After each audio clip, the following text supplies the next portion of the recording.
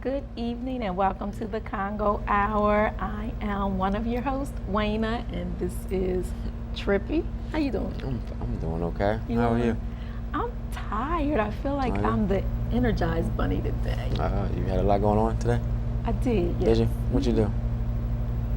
I will There talk about you it. go. Talk about it after the show. Okay. I just thought that Well, you I don't wanted to mind. talk I about your spent day. time with my best friend in life, Marla, Okay. with her sister, Lisa, and family and friends. Lisa's husband passed away, Yeah. so we'll be talking about his celebration of life. And then I had to cram homework, Are you still in school? That's right. What class are you taking now? economics and critical thinking. Yeah.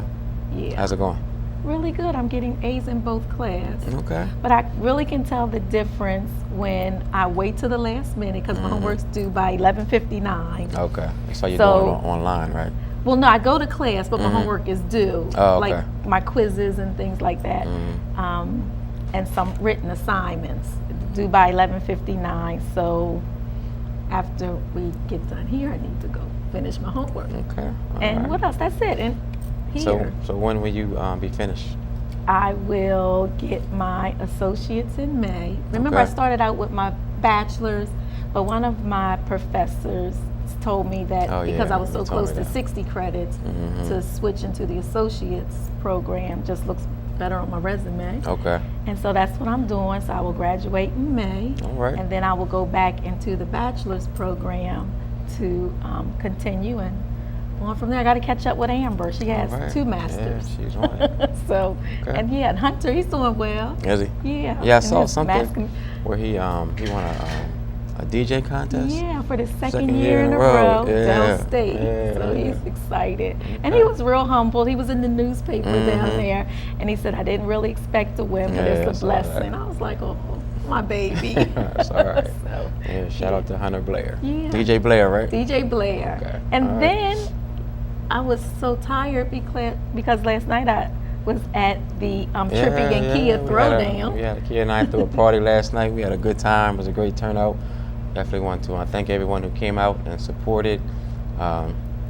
We had a card up there for a little girl Yes, Leah, who is who is battling cancer. She's 4 years old and she's in Children's Hospital of Philadelphia. So a lot of the guests signed a card, like a get well card for her. So we're going to take it up to her. She's the daughter of a local high school graduate named Devin Still. I think that's his name. That's his name. That's his name. He went to Howard, and now he plays professional football in the NFL. I think he plays with Cincinnati. Cincinnati. Okay. And the thing that everybody is so proud of the NFL is that he wasn't going to play. He was going to stop and take care of his daughter, Yeah. but they allowed him to be on the practice team and still make money and still Yeah. get medical expenses to cover her. Yeah, So I thought that was a really very good story. nice of them. Yeah. Yeah, so looking forward to that. We're also going to get her some other goodies and take them up there Okay. to her. So. It's my, I don't know if you know, do you know Tiffany Shamir? That's her niece. Oh, okay. Yeah. Oh, I didn't know It's that. her sister's daughter. Okay. Yeah. All right. So yeah, definitely. Again, we just want to thank everyone. We'll probably do something else around my birthday in November.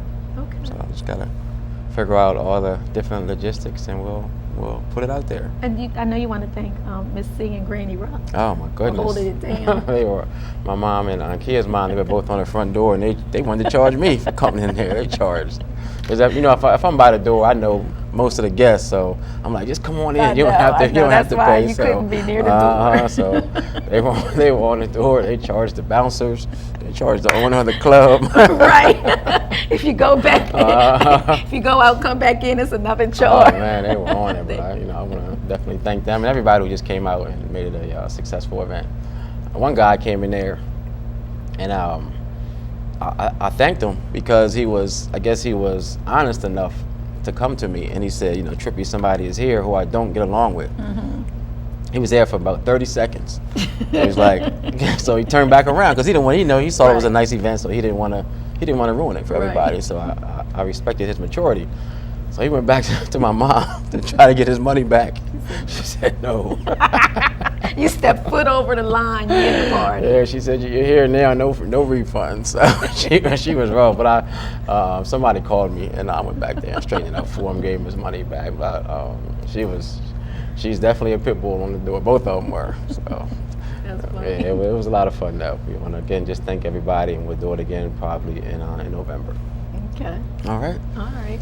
Well, I'm excited for our guest. One, because I love it because it's a young lady who is going to go to college right after high school. She's not going to do what I did. So I think last week or the week before I was saying I really want to encourage young people to go immediately to college and not wait till you get up in age and I'm not gonna say anything. struggling I'm gonna be nice. go while everything is still ticking.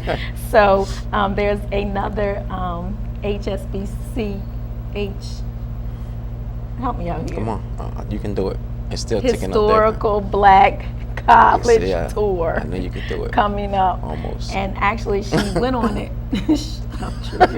She went on it last year, so she's going to talk about the upcoming one. Okay. And then we have our buddy, the actual pit bull of all pit bulls, that's true. Councilman Jay Street, here to talk about something that is going on. Yeah, he has a few issues that he wants to talk about. So I think I'm glad we only have 2 guests, so we can give him some time to just get some information out there to people. Very good.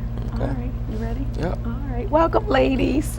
Welcome, thank you. Yeah. How you been? Welcome back. Yes, thank you. You're welcome.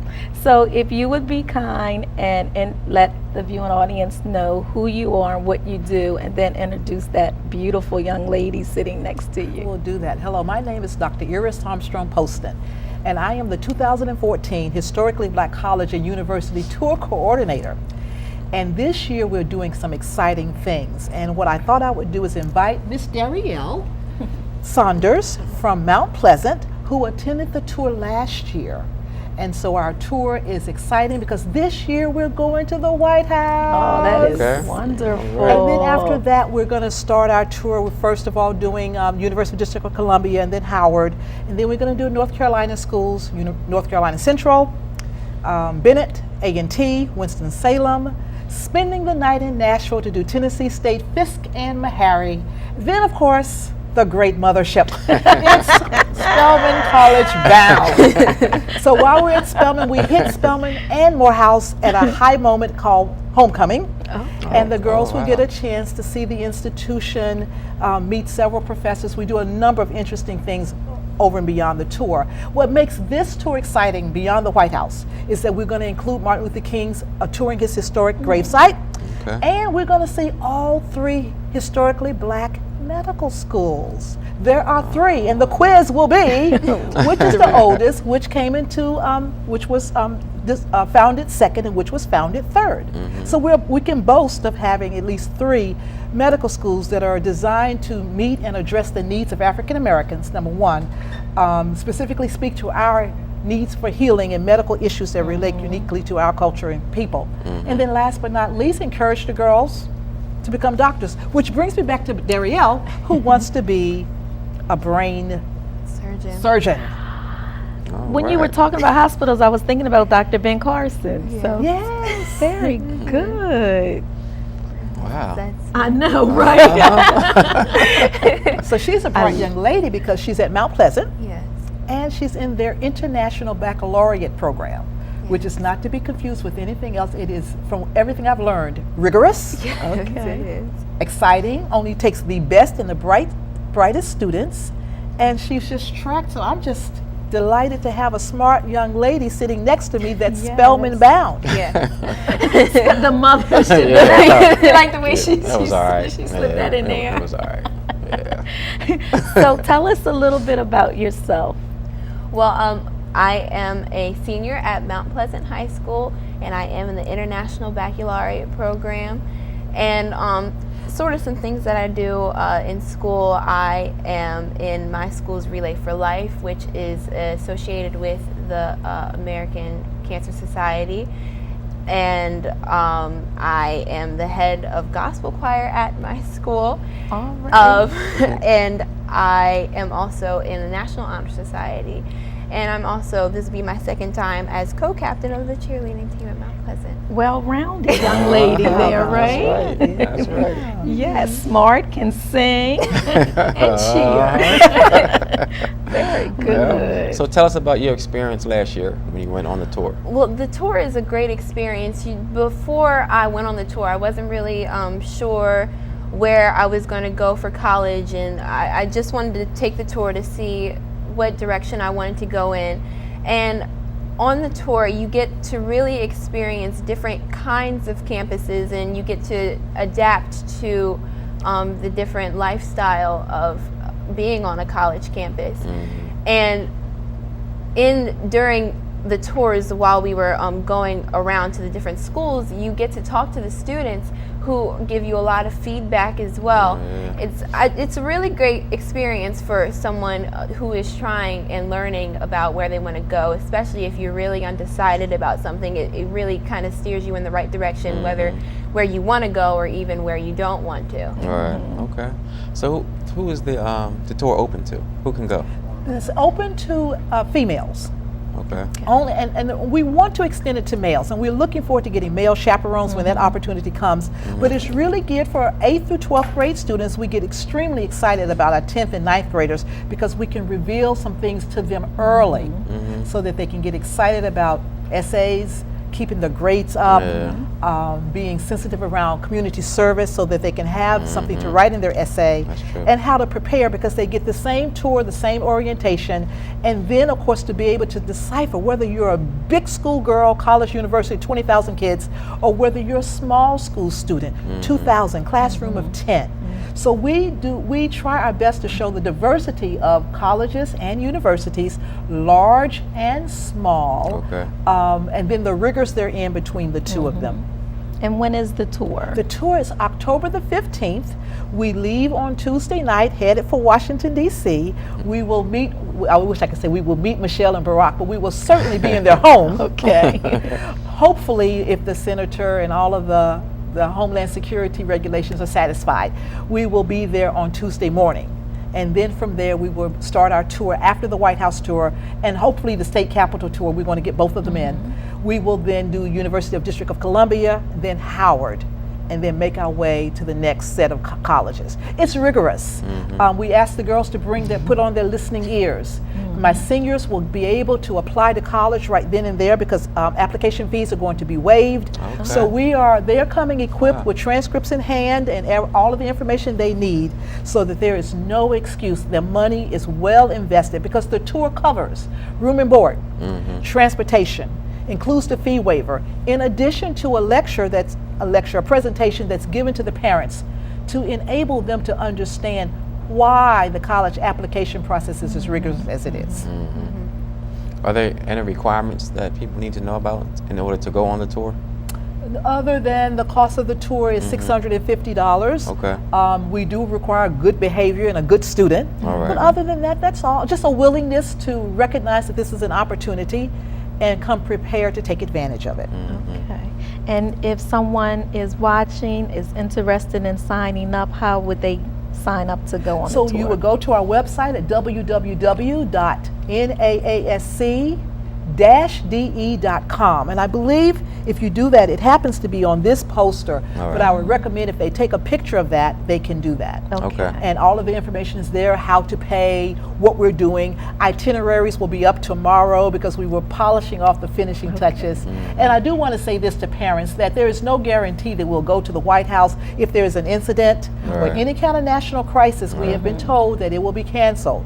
So we're just hoping that nothing happens on the 15th that will prohibit us from stepping in that lovely home, and maybe Michelle will come downstairs and greet us. That would be nice, wouldn't it? That would be very nice. Now, when you come home, after you go to Spelman and you come home, I want you to contact me so you can come back on and tell the viewing audience how your first year of college is, okay? Sure, yes. All right, okay. All right, thank you, ladies. Is there a phone number, or you just want people to mainly go to the website? I don't want to share my phone. The website is a good place, but 302, this is my number, I'm the coordinator, 302-584-2902, and I will repeat that again, 302-584-2902. All right, thanks. Okay. Thank and if you. for some reason you weren't able to write that information down, you can always call us at the office at the And I'll funeral put it home. on our Facebook page Okay. as well, too. All right. We'll make so- sure that you can get the information that you need. Yeah. All right. All right. Well, keep up the great work. Yes. All right. Congratulations. Thank you. Wow, so proud of you. Want to give any shout outs? Shout out to my mom, Tanya Lewis. Okay. Shout out to my mom, Tanya Lewis. Okay. Mount Pleasant High School. All Go right. Green Knights. All right. Okay. All right, and thank you for everything that you do. Yes, How long have you been yes. doing this now? We've been doing this now for 3 years, Have you? Okay. All right. and it's been profitable. And when are you going to open up to the guys? We are going to, first of all, ask you if you would be willing to be a chaperone, and then course. we'll start from As there. long as my So parents say I can get off of work, I'm there. that's all Okay. we need is male chaperones. We can do it. Seriously? That really, seriously, that's Oh, all we okay. need are men who are willing to take off work, right, and come with us. No, I definitely will. Said take off work. You don't have to do that. Not because I don't work. You're trying to say, see, I was trying to be nice to you, I but, know. but you opened up, you started, so here we go. That's it. Okay, but I'll definitely be a chaperone. Yeah. And if you need me to contact some other And next year guys. we're looking at Florida schools, so it's going to be Oh, an even more exciting trip because we're going to Okay. take the Okay. southern swoop. And Delaware students oftentimes don't get exposed to schools that are beyond the East Coast, Right. right? So we want True. to certainly expose them to Okay. opportunities. All right. You can do that Thank just you. putting it on your Facebook page. What's that? Getting Getting male men- chaperones. Oh, yeah, definitely. So Yeah. next year we're going to have some guys. Oh, I'm excited. Okay. I all right. am We're excited. going to open it up to the guys, too. But we're going to take a quick break. And who was that just came in? Was that? That was Is that Sammy's the? corner. Uh-oh. So, yeah, we're going to take a very quick break. And we'll be right back.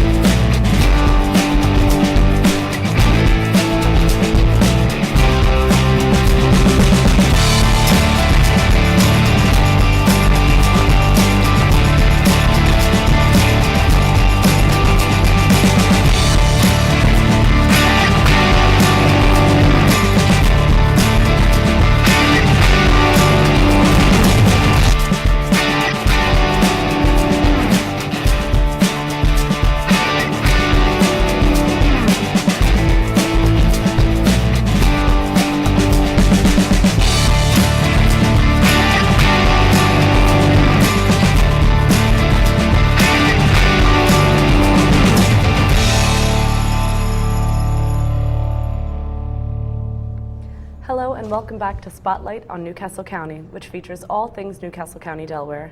I'm your host, Melody Kitchen. You never know who we're going to talk to or where we're going to visit. Today we're going to focus on the regional community meeting that County Executive Tom Gordon has called for in the city of Wilmington.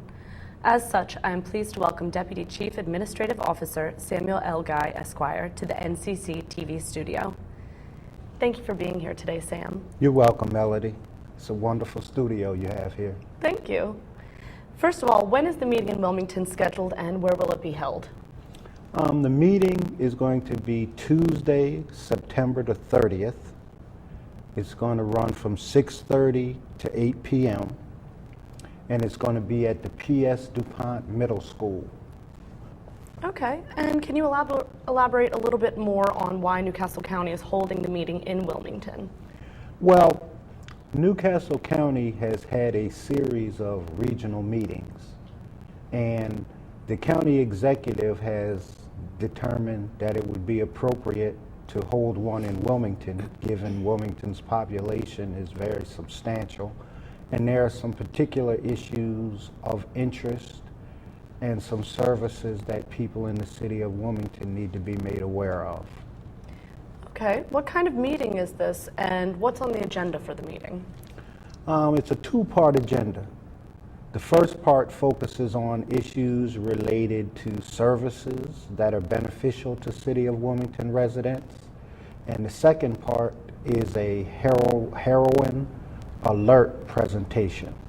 And it's basically a drug prevention program. Heroin is a major issue that's impacting our community. Absolutely. For who is this meeting actually being held? I think the focus would be City of Wilmington residents. That's the focus.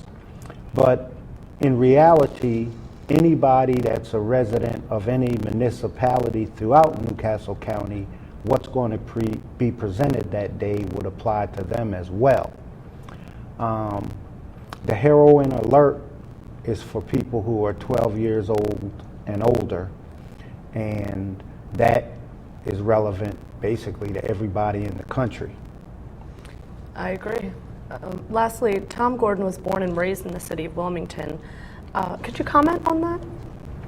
Well, it's pretty interesting because his background and affiliation with the city of Wilmington allows him to understand from a historical perspective the importance of the city of Wilmington to Newcastle County and the state of Delaware. So he doesn't have to be brought up to speed on that issue. And he understands the importance of the intergovernmental relationships between city, county, state, and federal government. So given his long career as a police officer in Newcastle County, born and raised in Wilmington, it makes him a person who understands the importance of everybody working together. Well, that should just about do it for today. Is there anything else that you wanted to add? Just to remind everybody, Tuesday, September the 30th, that's the time, 6:30 to 8 p.m. at the P.S. DuPont Middle School, and it's a two-part agenda. Number one, we'll share with City of Wilmington residents some of the services that are available to Wilmington residents who are also Newcastle County residents, and also share with them some of the important information that they may not be aware of with respect to issues related to heroin. And that's our drug prevention program that will be part 2 of that agenda. Well, thank you very much. Good evening and welcome back to the show. I would love for everyone that's viewing to mark their calendars for this Tuesday, September the 30th, to be at P.S. DuPont High School for the Newcastle County Regional Meeting. You are definitely, I would say, you really need to come, especially for the second part, not only for the first part, but for the second part. It's going to be a heroin alert program. And the young lady that does the program, her daughter passed away from heroin, and she brings the awareness to everyone. When I went, it wasn't a dry eye in the place, but heroin is affecting every community, not just the city of Wilmington, but it's affecting everyone and everywhere. So please make sure that you come out to Newcastle County's regional meeting. Once again, that's Tuesday, September the 30th at 6:30 p.m. Well, my favorite part of the show, Sammy's Corner, with my 2 favorite people that come on. I don't want to say my 2 favorite, but 2 of your favorites. 2 of my favorite people that come on. I love Councilman J Street because he is dogmatic about what he does. So there's no ifs, ands, or buts about it, right? So welcome to, well, no, Mr. Sieb, I'm going to turn it over to you to welcome your guests. He's never a guest. He's always someone who we look forward to giving us information that will allow us to better understand issues. And I asked him to come on tonight to share with all of us some issues that need to be cleared up. Okay. So at that, I'll turn this. Let him go. Let him go. All right. Well, the first thing that I had asked to come on originally because I'm concerned about the fact that after the General Assembly and the governor signed the marijuana medicinal law, for lack of a better term, but it authorizes folks to buy marijuana in a prescription for medicinal purposes. And I put on Facebook, and I talked to the News Journal, asked for a story. That hasn't come to fruition yet, but they're planning on putting the distribution center in my council district. Now, it's a part of my district I disinherited under redistricting, but it's going to be right next to Auburn Park on Jamay Drive off of Maryland Avenue. There's been no notice to the community. somebody came in and they had one conversation with the Auburn Park Civic Association, and essentially said it's a done deal. The discussion, and I ran it and raved about it in the county council committee meeting. The discussion is, well, it's a by right in terms of zoning. It's by right. Well, how can it be by right? And you've never been down this road before.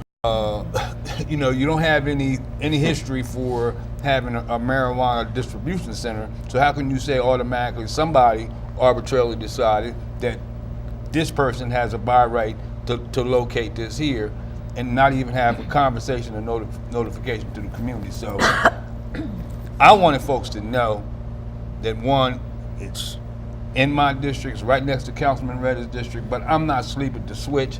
And if I don't put it out there, obviously there's been no publication about it, I feel as though I have a responsibility to let folks know.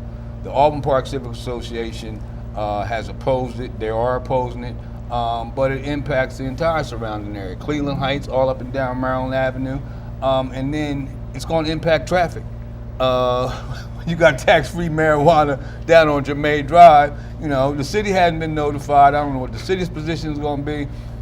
I have a grave concern about it, and as I said, me personally, as far as I'm concerned, you take the risk of Dr. Doolittle prescribing marijuana to Charlie Skate for medicinal purposes, and Charlie Skate goes in there, buys what he can buy, and then comes out and sells it.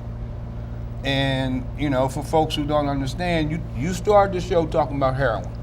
James Brown, 20 years ago, said heroin came to this country without a passport. Ever since then, it's been hunted and sought. And it's dealt with by heads of state and children at play. It affects everybody. But what folks don't want to realize and accept the fact that for the predominance of heroin and crack addicts in the country, over 90%, the initial drug of choice was marijuana. So I don't think that this is anything lightly, and certainly I thought I had a responsibility to come on and at least let folks know that I'm concerned. I've talked about it publicly in a county council committee meeting, and I'm talking about it publicly tonight. I want folks to know the plan is to put the marijuana distribution center on Jermaine Drive, off of Maryland Avenue, in my council district. And I'm not happy about the fact, we just got finished, and the Secretary of DENREC had to make a decision on Friday. I'm sure Peninsula Compost has been notified as to what the decision is going to be, as to whether or not they're going to allow that smell from hell to continue. I labeled it that at the public hearing. Nobody was for it. We came together as elected officials that represent the area, both county, state, Representative Johnson, Senator Henry, Councilman Bell, President Bullock, Councilman Smiley, and then 18 legislators. Separate and apart from that, wrote DENREC, said this needs to be stopped. So I'm pretty sure the notification day was Friday. I'm pretty sure Peninsula Compost knows its fate, but at this point I'm anxiously awaiting what that's going to be, because I promised that if it was not shut down, I promised confrontation and litigation, and I certainly intend to go forward with that, because the entire area should not have to put up with that, and that smell comes all the way in the city. It's impacting people from all walks of life, and at what price should the community have to pay for folks simply making money, and there's no benefit to the community? And they bragged about 20 jobs. Well, 20 jobs is so certainly woefully insufficient when it's negatively impacting the quality of life for an entire area and areas beyond where it's located. So that's the second thing that I'm anxiously waiting about. And as most folks know by reading the paper, all you know what broke loose between me and a councilman in a council committee meeting. And it was all over an argument about whether or not community service staff should go to Denmark. And I don't want to, I started that fight, or I didn't start the fight, but once I felt as though my library that I fought for 10 years, and I'm saying it's my library, it's a county library, but I was at the forefront saying it's fundamentally unfair for that area of the county to be the only area in the county that doesn't have a library. And, I thought once it was put in the capital budget that fight would be over, and I'd kind of sit back and enjoy watching it come to fruition. That is obviously not going to happen. And this wasn't a fight about whether or not folks go to Denmark or not, and I frankly don't care whether or not they go to Denmark. But what I do want to say is it makes all the sense in the world for the Department of Community Services to have considered in the plan to go to Denmark. The reason being, they're about to open, in American money, a $390 million library. It's state-of-the-art, it's world recognized, AARHUS Denmark. It's internationally recognized for its excellence in libraries. This new library has been funded in part by the Gates Foundation. It's directly connected to a Harvard lab. It's directly connected to the Chicago library system. 200 of the 500 libraries in Denmark are open 24 hours a day, and they're staffed for 12 hours a week. That's the kind of technology that they're using to make sure that they have the best library services in the world. It's visited by folks internationally, and it's recognized that way. So if you're going to build a new library and you want it as state-of-the-art as you can make it, why wouldn't you go to a brand spanking new $390 million library? They have a digital library, the whole library system. And the digital library, which is not the new library, is the digital operation for the entire country. Why wouldn't you want to go see the best of the best and see how it's done? So in terms of the folks who question, if you don't plan and you don't look at the best, then how can you be creative and innovative in developing something yourself? Second, any person that would be in the process of trying to build something that's brand new and somebody has raised that kind of money, you want to network with them, you want to establish a relationship with them, you want to ask them how they got the money, you want to work with them, ask them to consider bringing some of their expertise and the money over to this country. So it just makes, to me, it's fundamental planning 101. Now, I don't care whether or not they go or not. Okay, this isn't a fight for me about a trip. It's been a fight, it's been a 10-year fight, and I'm going to continue until it comes to fruition about having a library. But the county executive said he wanted to be more than a library, he wanted to be an innovation center, and the services, the array of services that this new library is offering, and Denmark, the library system changes what they have online every month. And so they've got a whole host of services that are provided. If you're going to plan something, why wouldn't you go look at it? In terms of architecture, you can look right down Kirkwood Highway and see what that new library looks like. And if that's what we want to have, and we want to settle for mediocrity, then don't send folks out to look at something that's state of the art. And to me, it just makes all the sense in the world. And any architect worth his or her salt is going to go visit other sites.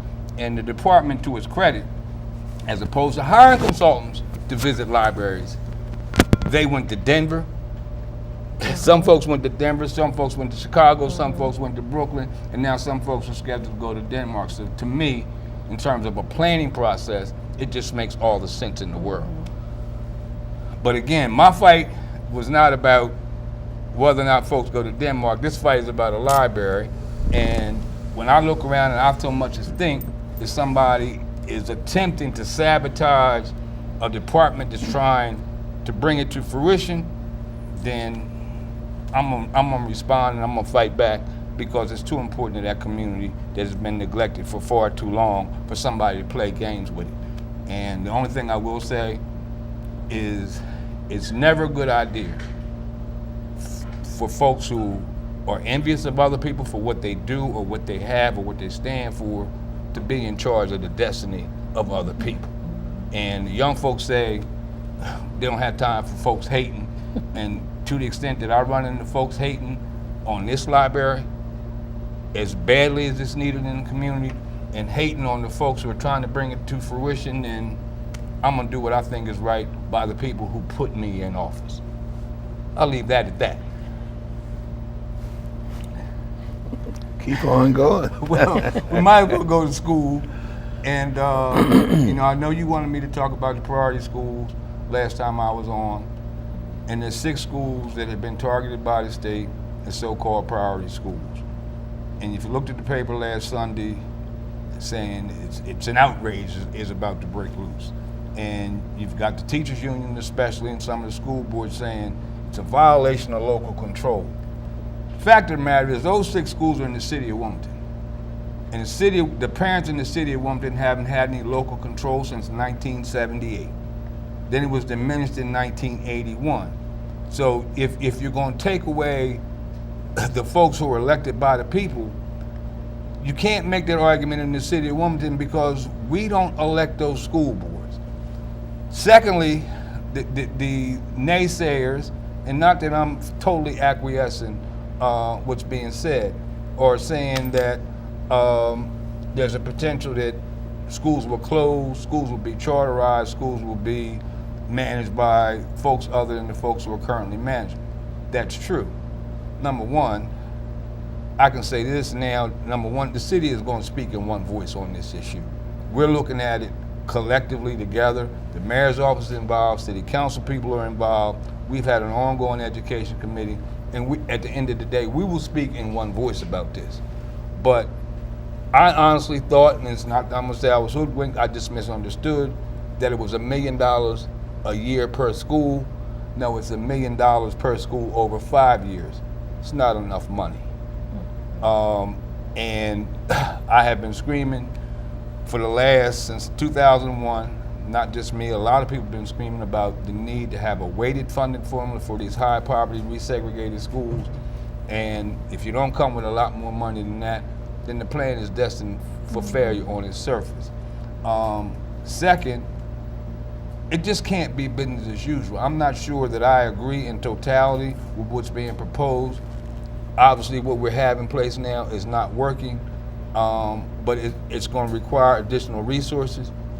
It's going to require new leadership, and on the one hand, I have empathy for the teachers and the teachers union, but on the other hand, the history is those teachers who are there now, generally, as soon as they can get a job in a school out of the city, they leave. So the teachers that are there now arguing and are going to be at the forefront of this fight 3 years from now, they won't be there anymore.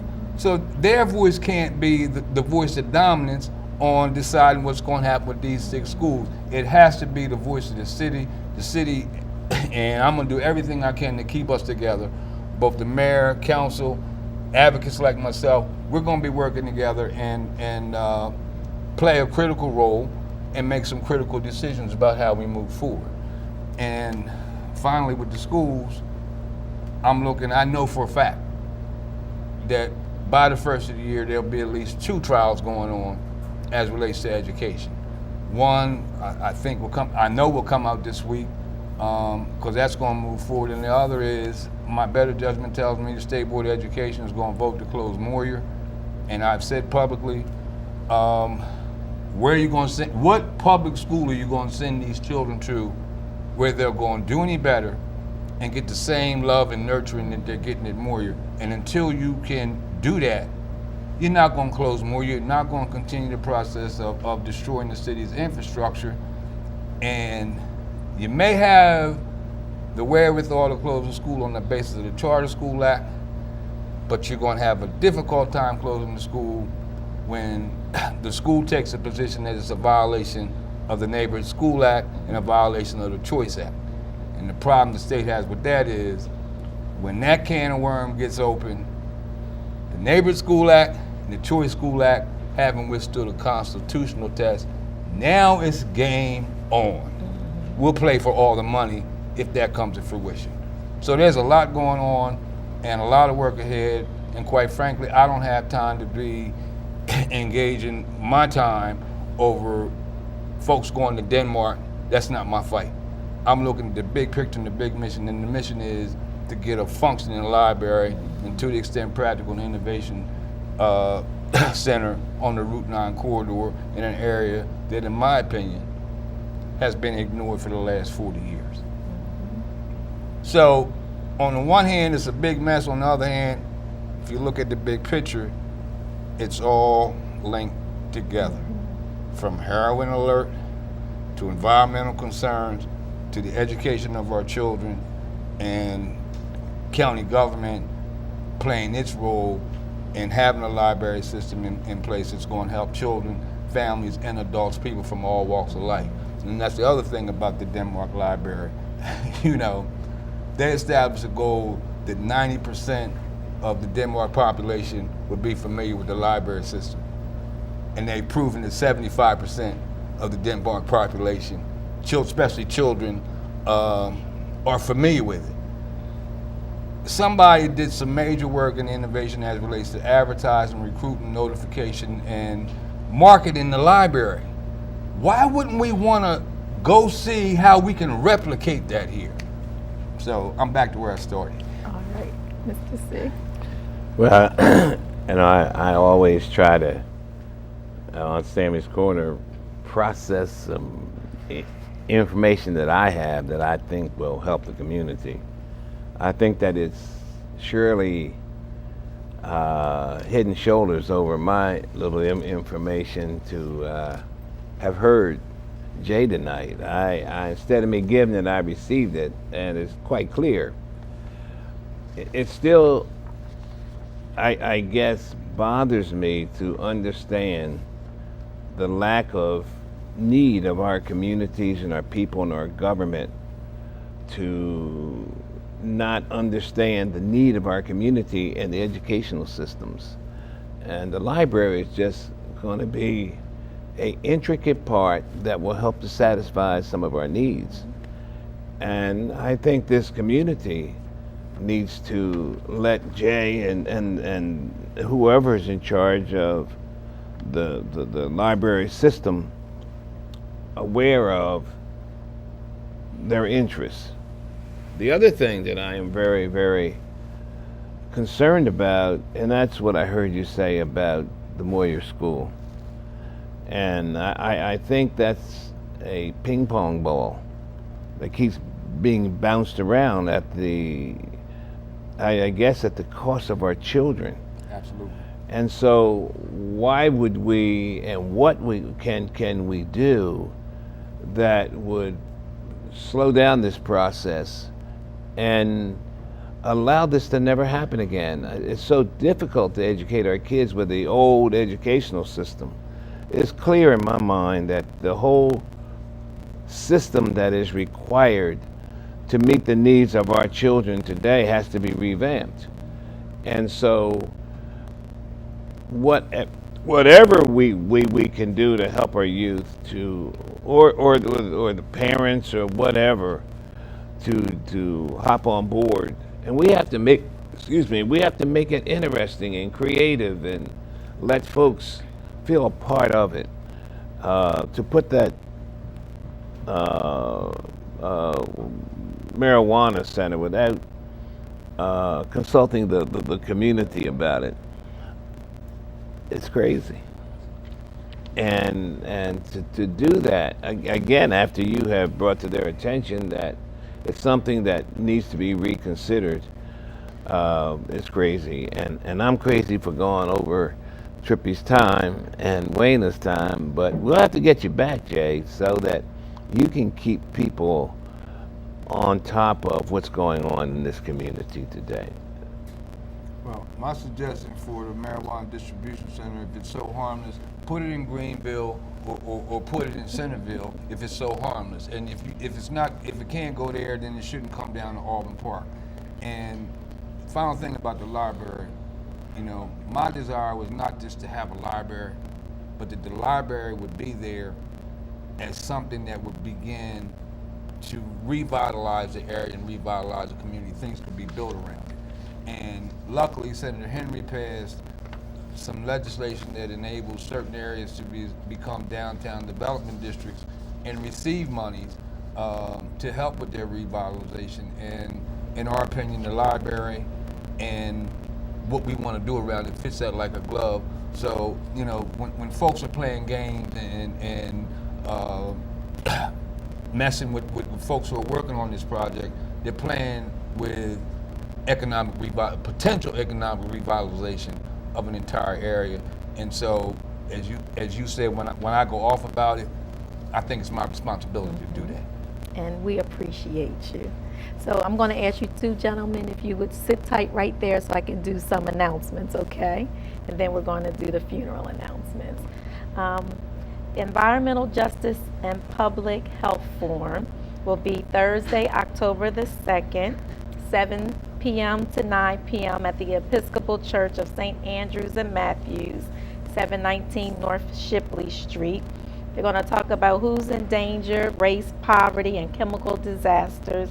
For more information, please call 561-4632. Unity Day 2014 at Ezon Mount Carmel United Methodist Church. October the 4th is Unity Day. They will have food tasting at 12:30. The cost is $10. Then October the 10th, they're having a gospel extravaganza.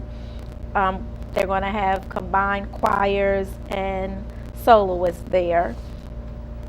And then on October the 4th from 9 to 5 at the Doubletree Hotel, Rebuilders of Broken Wall Ministries, Are You Living or Existing? It's going to be at the downtown Doubletree Hotel.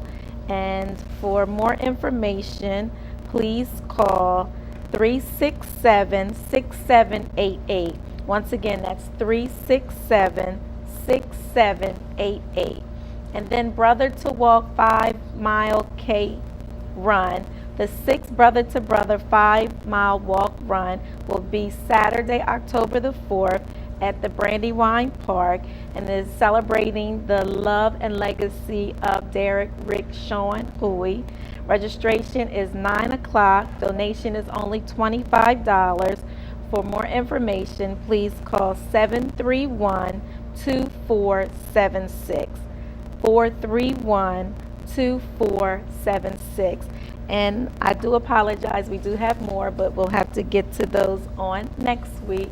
We're going to go right over to Trippy and Studio B for our funeral announcements. Okay, first we have baby Taisha Jackson, who departed this life on September the 18th. Her graveside services took place on Friday at the Silverbrook Cemetery.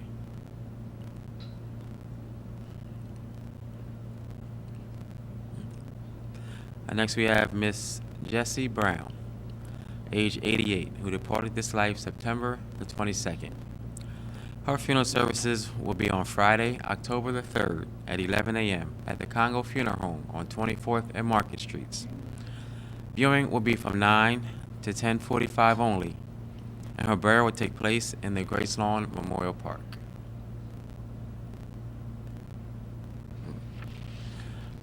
Next we have Miss Margie Dorsey, age 90, who departed this life September the 23rd. Her funeral services will be on Saturday, October the 4th at 11 a.m. at the Congo Funeral Home on 24th and Market Streets. Viewing will be from 9 to 10:45 only, and her burial will be on Monday, October the 6th at 10 a.m. in the Delaware Veterans Cemetery. Funeral services will be announced for Mr. Charles. All right, Keisha, I'm gonna come back to that last picture, please. Okay, I'm just gonna do some other funeral announcements, and I'll come back with the information for Mr. Rochester's services. Funeral services will be announced for Miss Rita Dixon, age 64, who departed this life on September the 21st. Funeral services will also be announced for Mr. Dennis Satterfield, age 62, who departed this life on September the 20th. Services will be announced for Miss Naomi Wingfrey, age 84, who departed this life on September the 25th. Funeral services will be announced for Mr. Bobby D. Williams, age 60, who departed this life on September the 25th also. And hopefully if Wayne can come on over with the information for Mr. Rochester. All right. Mr. Rochester's services will be this Thursday. Visitation will be from 9 a.m. to 10:15, following the Omega Phi Psi fraternity service at 10:30, which the family wants to make sure that everyone know that you are invited to come to witness those services. And then his actual celebration of life will begin at 11 a.m. All of this is going to take place at Cornerstone Fellowship Baptist Church, 20 West Lee Boulevard. Okay, all right, thank you, Wayne. You're welcome. And that does conclude our funeral announcements. If you have any questions, please go to our website at www.congofuneralhome.com. You can always call us at the funeral home at 652-8887. We also have a couple birthday announcements that we want to make. We want to say happy birthday to Iris Torres, who celebrated her birthday on September the 26th. She's one of our team members at the funeral home. And also happy birthday to another team member at the funeral home, Donna Miller, who also celebrated her birthday on September the 26th. Wow. All right, happy birthday, ladies. And Sam Guy has the next hour, and he was so kind enough to Okay. say that we can finish doing our Okay. announcements, okay? Okay. All right, so there's a women's conference October 3rd through the 5th. It's called Transformation, A Change Has Come, and it's going to take place at Ebenezer Love Fellowship Church, which is on 701 South Maryland Avenue in Wilmington, Delaware. And for more information, you can visit their website at www.ebenezer, that's EBENZER, love, LOVE, all one word, .org. And then Shoot the Ball and Not Me, Life is Precious. It's going to be at Albert Playground Park, Townsend and D Street in Wilmington on Saturday, October the 4th from 12 noon to 7 p.m. There will be gospel music, praise dancing, and a pageant for the young ladies, free food, and some gift giveaways. And if you would, for more information, you can call Minister Potts at 290-7321. That's 290-7321. And your friend, the love of your life, Oh, my goodness. Bishop Morton, That's right. is having Sing Mahalia Sing, a tribute to the life of Mahalia Jackson, written by my girl, Miss B.B. Coker, featuring Bishop Aretha Morton. It's going to be October the 18th, and it's going to be at the church. The donation is $15, and for more information, you can call the church at 658-9887. That's 658-9887. That's your camera right there, in case you didn't know. But I know you. I've been in you've this only camera been doing this for like 15 I didn't years. see him standing. Yeah, You know, so- because he always does this anyway. I know what he No. was doing. No, don't blame it on Dave. Don't blame it on Dave. You should know Why by didn't you now. go like I mean, that, there's a Trippy? big red light right over the camera. You know, I that's- see that red thing up there. Look, I need to look over here. Why did you like nudge me Oh or my something? goodness! I just wanted to see if you were gonna catch on, but Obviously, I four announcements wasn't. later, you're still looking way over here somewhere. But that's I was okay. looking That's here. okay. We still love Is you. that your payback? Yep. Okay. You know, Jay Street was talking about some really relevant topics. Most definitely. And I want to make it fair. Like, if anyone ever has any opposing views or wants to come on and share their views, Right. please just call Wayna at 521-7325. 521-7325. We would love to hear whatever you have to say. I mean, if you Another point of view. yeah, definitely. Another point of view. And because we definitely want to be fair here on the show and just give those who may not agree with Jay the opportunity to speak. So Most definitely. just give her a call and we'll book you to come on the show. And we can get the information out to the community. That's what it's about. Most definitely. Yeah. That was a Okay. good idea. Thank you for saying that. And last, we want to make sure that we announce the HBCU tour that's coming up again in October. We're going to put a picture up so that you can see the information. You can go to the website that they have there. And if you don't have access to the internet, please don't hesitate to give me a call, and I will get the number to you. Once again, my telephone number is 521-7325. That's 521-735. Well, that was so kind of Yeah, our friend thank you, Sam. Appreciate that. Because normally I know everybody's like, get out, get out. Yeah, so thank you, Mr. Guy. All right, on God willing, we'll see you next Sunday. Yes. All right, thanks for watching.